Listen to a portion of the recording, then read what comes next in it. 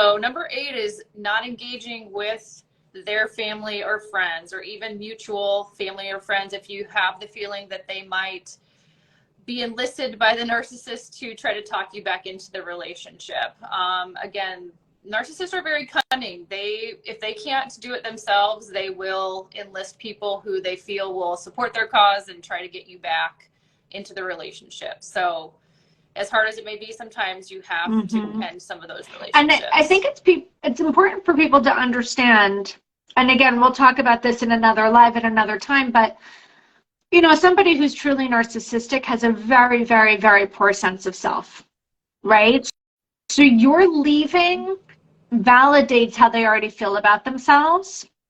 And so that's a huge threat to their being and their ability to connect. So they will literally do anything to try to swoop you back into the mix. And or remember, they need to look glowing to the friends and the family. They're the victim. Okay? This is another sign of a true narcissist. They are the victim. You are the villain. No matter the worst of the scenarios. And so in order for them to shine as the victim and to be taken care of as the victim, the only way for them to really do that is to throw you underneath the bus. They will lie. They will not tell the truth. They'll do whatever they can to save face, right? So even if you were trying to engage with family or friends, you're really at a disadvantage. So you're really better off disengaging. Now, as someone who has children, I mean, when you left, how old were your kids? Right. They were both under 3. And they're, in their teens now.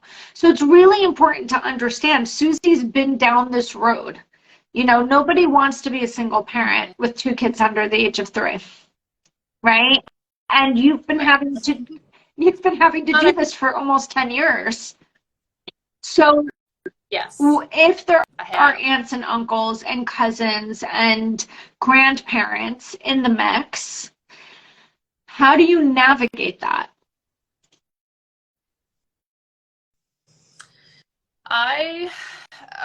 The way I personally handled it, initially, I did not respond to their phone calls or text messages because I knew that there would be attempts at talking me back into things, and I knew I couldn't hear that, or there was a possibility I would go back. So I did not respond to those things. As a little more time passed, they would FaceTime the kids, I would hold the phone, but I didn't engage at all whatsoever. I mean, in fact, I've had very little conversation with my ex's family since we separated. It's just, I know they're always going to have his back, and it's just not going to serve me to open that relationship back up again.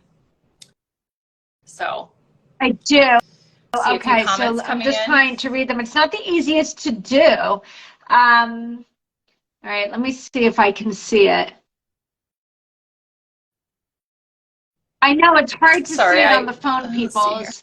Yeah, and what Heather's saying is anything you share with, I think what she's saying, with these flying monkeys, the friends and family members, it ends up getting funneled back to she's saying back to the narc, but back to the person that you're trying to remove yourself from. So what she's saying is there's no one that's safe in that moment. And safety is a really, really, really important aspect of this plan.